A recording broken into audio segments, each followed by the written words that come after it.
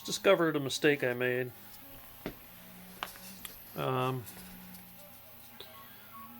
was checking the side vents and I noticed they have little lips on the outside of the prints to help make them fill this gap between the panel line. And trying to get my pieces to fit, I sanded the sides smooth, thinking maybe that was a print artifact that they stuck up on the front face and not on the back face. Those are supposed to be there. So it fits, but this panel gap is larger than it should be all the way around because there's supposed to be a little lip of plastic sticking out. You can probably see the difference in color there, where there was one, and I sanded it down flush. I'm doubting how many people will actually notice that isn't there, but now I know it's not there and it's bugging the heck out of me, so I might end up having to reprint all three of these, the front and then the two that go in the rear. This piece does not have it. These pieces, I haven't sanded the sides down, and like I said, I first noticed it on these side vents that it's definitely, there's a piece, it's adding some width to it to fill in the spot better. And so now that I've got this thing fitting really nice, I'm gonna have to, I'll reprint this one first and then I'll see what it looks like, since again I printed this last year, or was it earlier this, yeah, last year. I'll print another one and I'll see how it fits with a little bump around the corners, and then I'll probably make another video showing the comparison of this one to that one. The other thing I want to show is the shoulder pieces. I've got the shoulder piece in on this side. I do have a gap. It's like it should be thicker. I don't know if that's the model I downloaded. This model I got, I believe that I got this from somebody and not online. I forget. This piece didn't have a cut version that you could do on a smaller printer, and the base plate that goes around here and holds the skirt also is too big to print on a 300 by 300 millimeter printer. So that and this were pieces that needed to have cut versions if you're doing the cut body to be able to print, and they weren't available. You had to like find them on the Facebook group or ask, and I forget if I asked someone for this or found it on the Facebook group, but now I believe there is in the folders, there's a cut version of this, of the shoulder pieces and that skirt base piece. So I don't know if it's because of that or my printer wasn't printing very well, but I noticed there's a bit of more of a gap there than I would like. But with the thing bolted in with these 4 bolts, and they're just finger tight, they're not super tight. I mean, it's doesn't feel like it's going anywhere. You also put threaded rods through here, and they go all the way down to down here, where is it down here? I think it might be down here, where you put a nut on the end of the threaded rod, just like you do these holes that go all the way through the body that help hold the body together. You also put threaded rods here that help hold the shoulders in place, and also will help hold a couple rings of the body, the top 2 rings of the body in place, because the seam is right here, and the bolts, the threaded rods will come out down there and go in up here, because obviously the weight of R2 is being held by the legs, which are attached to the body by the shoulders, so there's a lot of weight on this, so these need to be sturdy and solid.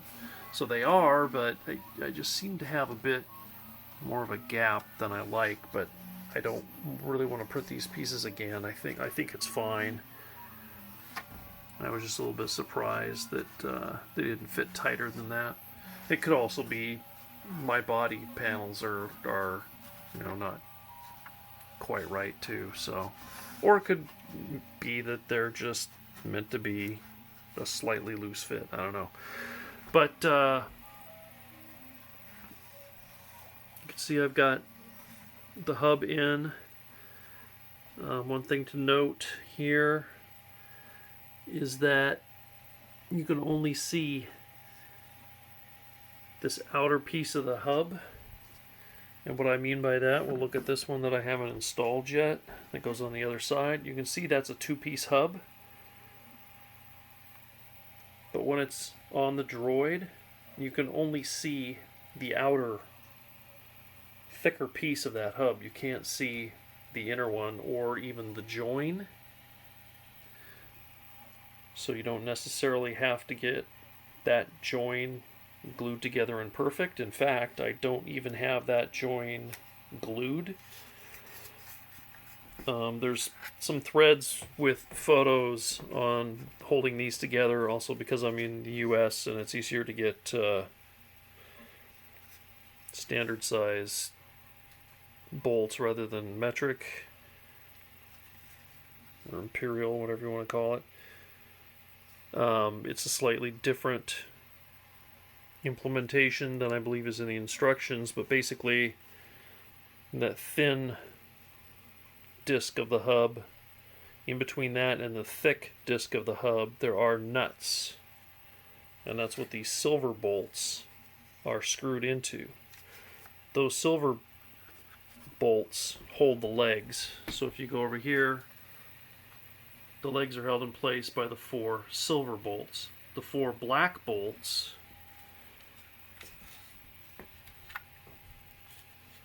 go through and hold the hub to the body. And you can see number 3s and number 2s.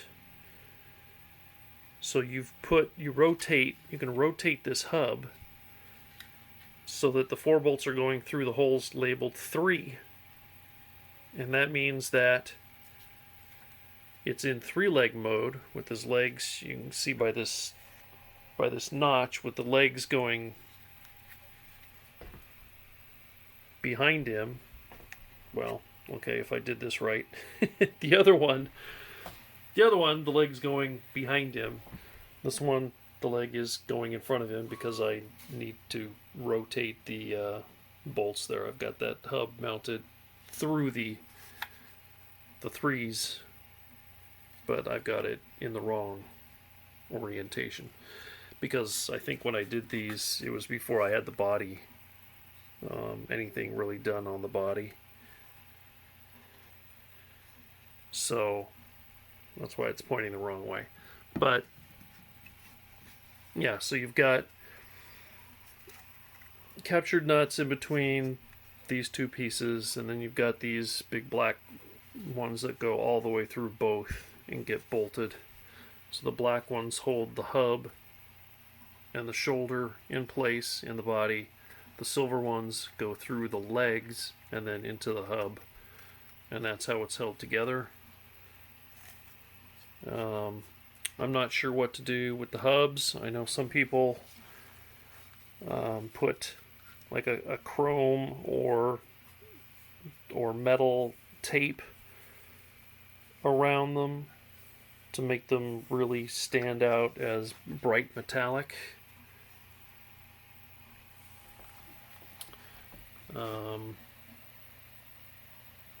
Or other people just paint them with the same paint that they do the rest of the metallic parts. I kind of like the idea of painting more than wrapping a tape around, just because I've messed with metallic tape stuff before, and it seems to invariably want to peel off, and it's soft and gets scuffed Not that paint is super hard, but it's just I don't know that I personally want to go that direction. The beauty of it is, of course, that if you want to try that and it doesn't work, you can just take the hub off and do it a different way. That piece isn't glued in to anything. It's all held in with bolts, so you can unbolt it and redo it if what you do doesn't work. So as I was saying about number 3, we'll angle the legs backwards, so he's in 3-leg mode with his center leg forward. If you put it in 2, rotate the hub so that it's lined up with number 2, then this notch will be facing down, and he'll be in 2-leg mode with just his 2 legs straight down. So it's the Mark III only has this. It's another change between the version 2 droid files and the Mark III. The Mark III has this easy way, just by undoing some bolts, you can change from 2-leg to 3-leg. So the other thing, the reason I had those out was because I was going to try and dry fit the rest of the pieces. So I got this data port, which is 2 pieces, and it fits in perfectly.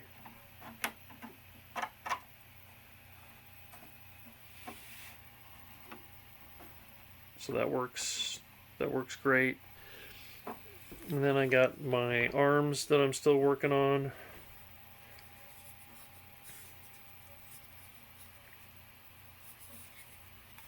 And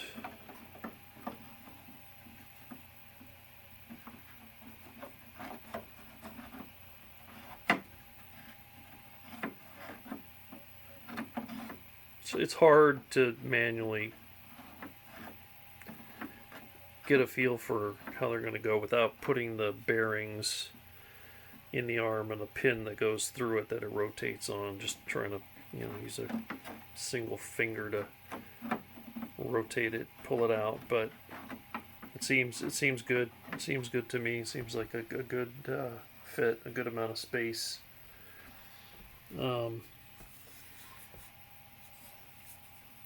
As I was saying, this is how these arms are made.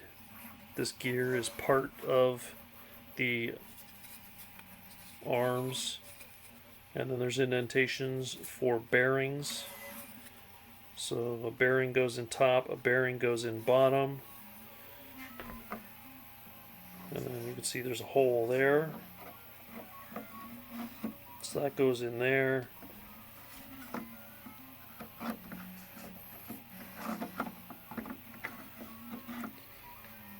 And then a pin comes up through the bottom for that one, and a pin goes through the top for this one. And then if we look inside the body, you can see Mark III has built-in mounts for a servo right in here. And there's the gear poking through from the arm. And then all you do is you get the right size servo to put in here.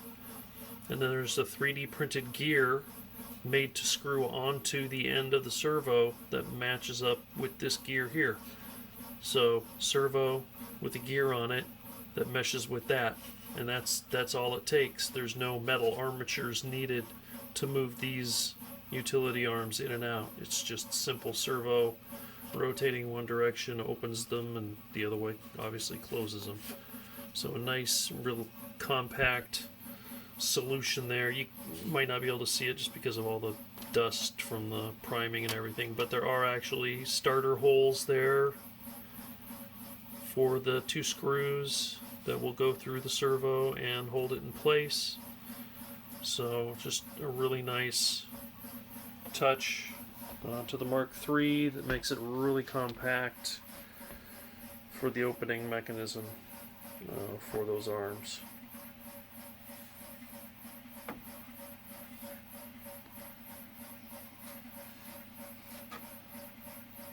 Which are looking pretty good. Again, it's hard without the pivots and everything in there because obviously now that I'm pulling on it to open it, it's pushing it back further than it normally would, so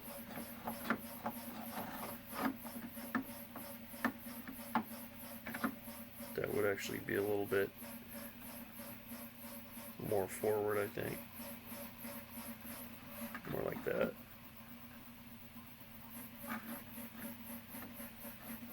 You can hear a little scraping, but I think some of that might be, you can see the body filler I've got on this arm here, as I'm still slowly working on getting those ready for paint. Just whenever I throw some two-part body filler on something for the body or the feet that I'm working on, then I'll throw a little bit on these while I'm out there. And the reason that I'm using the two-part body filler on these arms is, again, the two-part body filler is stronger than the single-part glazing putty. And since these are the outward-facing arms, they're large, they're going to be blue, they stand out against the droid, they're one of the familiar landmarks, hallmarks, whatever you want to call it, that in the center vent that really say, you know, R2D2 or Star Wars droid. And so I really didn't want that center line to turn into a crack or be visible. I really wanted to try and get the center line to disappear, and you can see I didn't have good alignment between my pieces when I glued them together. Not sure if it was the gluing or the printing or a combination of both, but it didn't mesh up quite as well as I would have liked them to. So I'm taking the time to use the body filler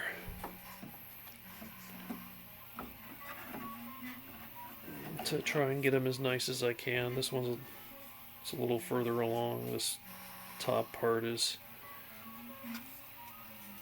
had filler on it, and I've smoothed out this bottom, but still this piece has to go, and they're stair-stepping on all of these angles. You can see here where the body is in between the stair-stepping, the Bondo, sorry, is between the stair-stepping artifacts, just because you're printing these. It's two parts, and they print, if my thumbnail's the bed, they print like that.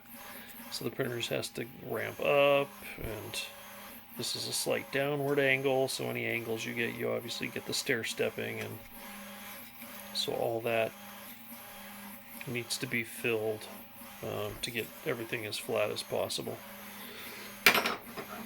So, yeah, again, I got those. I also tested my vent, and the vent panel fits in, and that's when I noticed that the vent panel had a little flare on the edges that just made it, when it goes in, just kind of made it fill the holes better. And I thought, oh no, I bet that was on some of these pieces down here, and I sanded that off, and sure enough I did. So the 3 coin returns had a little bump out on the edges, so they're narrower. Most of the sides are narrower, so they slide in, but then they kind of sit like that against that edge, so they don't go in too far, and so they also make that gap not that big. It's not a huge deal. It would just be a slightly bigger gap than it is now if I left it the way it was, but I will reprint this one, and at least that one, and see if it still fits, if that causes any other problems, or if there are any other issues. It's just dumb of me, I guess, not to notice that before I started sanding. Here's the coin slots. You can see one side is flat, and this one has a curve to it. The curve goes up top, because to print this without support, this has like a an angle to it of material. So this thing is angled to clear that.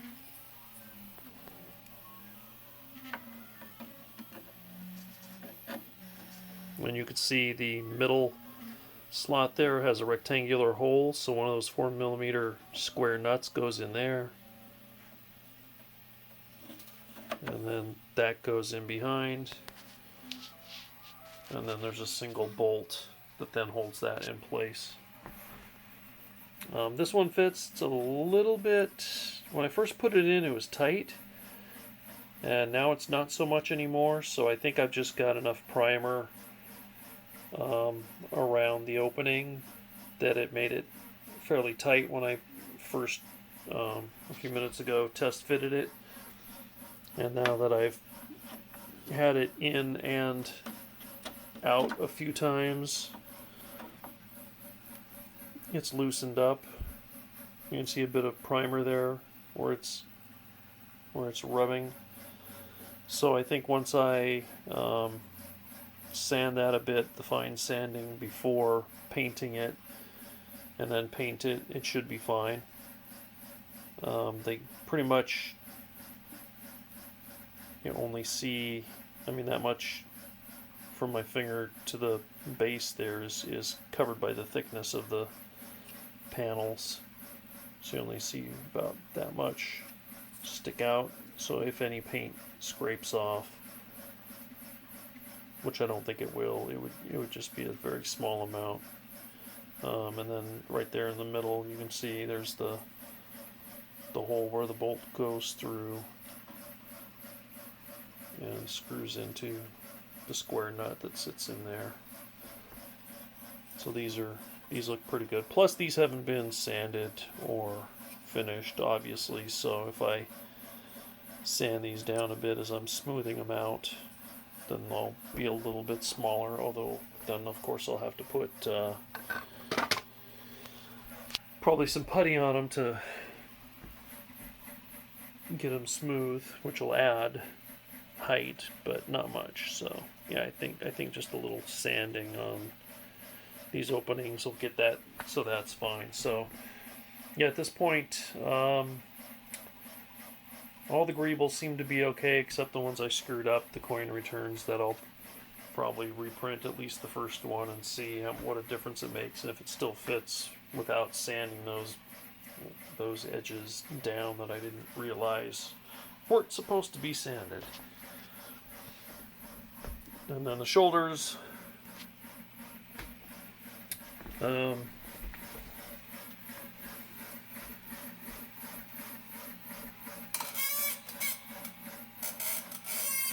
don't know that they're 100% perfectly centered in the hole, but it's fine. The leg goes there. No one's even going to see that, like, my top bear might not be perfectly round. The leg's going to be up there, and that's not even going to be an issue at all. So yeah, good news. Everything's looking very nice. If we scan past the mess here, this was printing when I made the earlier video, and it's now finished. I can see a little low area right here, just where this cutout kind of caused some ghosting, but the rest of it looks really nice. You can see that it's not a perfect circle. It's got I don't know what you'd call that, artifacts, little scallop lines, whatever you want to call that. Basically, it's not a true circle, it's little kind of steps, and so all that will be filled in. Just a fairly light coat of the glazing putty is all it should take to fill that in.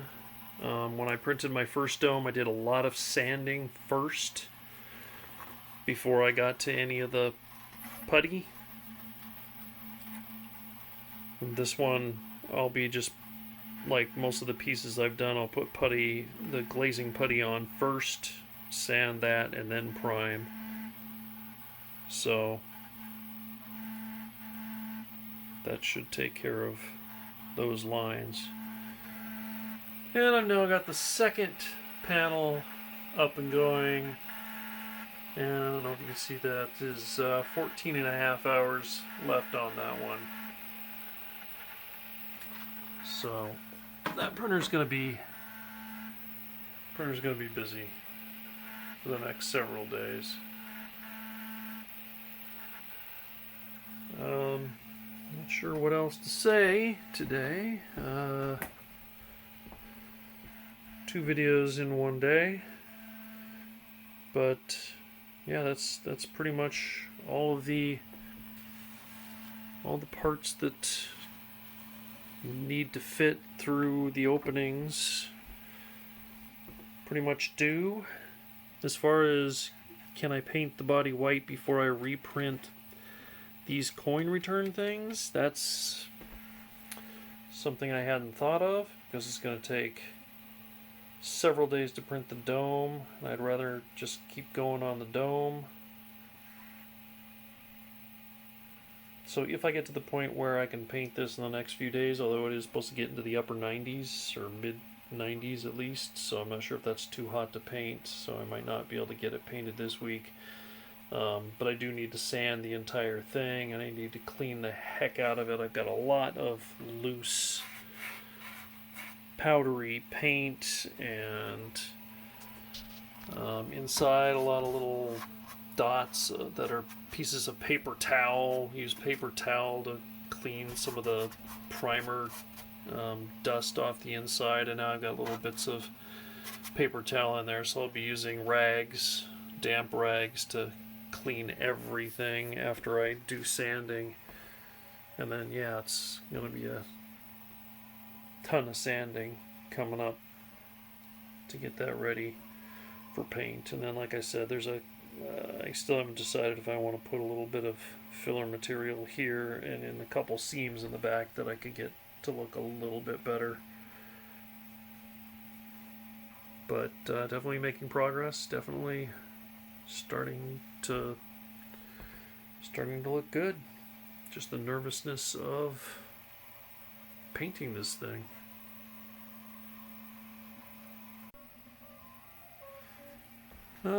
Little addition to the previous video here.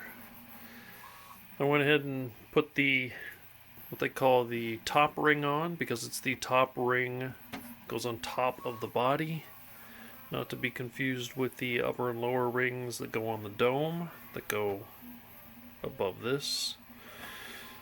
It fits perfect. There's a little notch there that fits around the data port opening.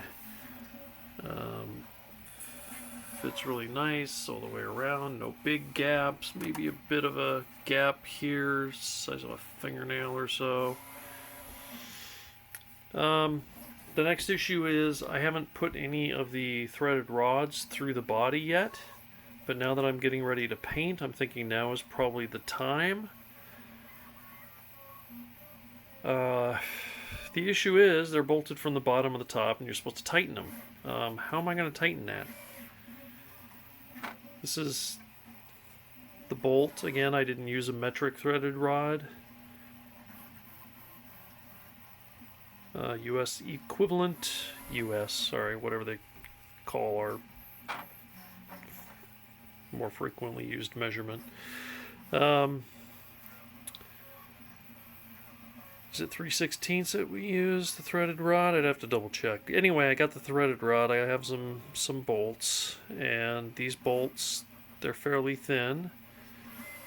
They're not really large, but you can see how it fits in this hole. And here's the socket that's just a standard socket that fits these nuts. It doesn't fit in the hole. There's no way to use it to tighten that. So how do you tighten it? And there's hardly any room, but it's looking to me like the only way to tighten it is maybe use a pair of vice grips and grab it and turn, grab and turn. Do that to all of them, all 4 of them that go around. 8 of them actually, because as I said, the shoulders have threaded rods that go all the way down. They also go through this, which means I don't have enough nuts. I'm not sure if they make nuts that are a heck of a lot narrower than that either. Not sure what to do. I took some nuts for the bottom, and I actually used a Dremel with a sanding drum and dremeled them narrower, because underneath, even though they recessed the area where the nuts go, it's not as much of a recess as this is here. At least it doesn't feel that way. Maybe it's because this one prints with the bottom on the print bed and this is the top, whereas the other ones, this is on the print bed and it's recessed up inside. So maybe because of the way it's recessed, the way it has to put the filament in to create the recess, maybe these didn't turn out that deep. But I shaved some of these tops of some of these 4 bolts off that stick out the bottom so that they'll be flush-ish. And then I'm guessing that I need to do that now is to cover them up, get some Loctite, get my threaded rods down there, put Loctite on the end, and then just twist the nuts on so they're just to the threads, just covering the threads, aren't sticking out past the bolt head, I'm trying to say. And let the threaded rods, I guess, dry, the thread lock dry, and then I can put the threaded rods through from the bottom up to the top. They'll stop when the nuts hit the bottom of the droid and be sticking up here, at which point I actually need to take this ring off, because you're not permanently attaching this ring yet. So what you do is you take this ring off, you have the bar coming up through the top, and then I'll put a nut on just to hold it in place so the threaded rod doesn't fall down. So I've got a threaded nut at the bottom, threaded nut at the top, and then I have to mark so that it comes out with a total height long enough to thread onto this bolt but not stick way up through the top ring. Or I could just cut it off a 1/2 inch above the top ring and then just worry about trimming it the exact height I need later.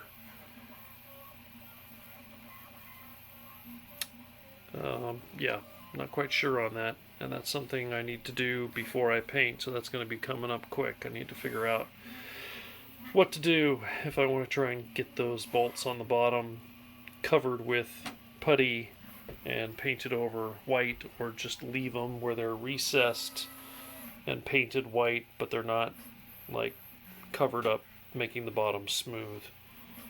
So I'm not sure what to do about that yet.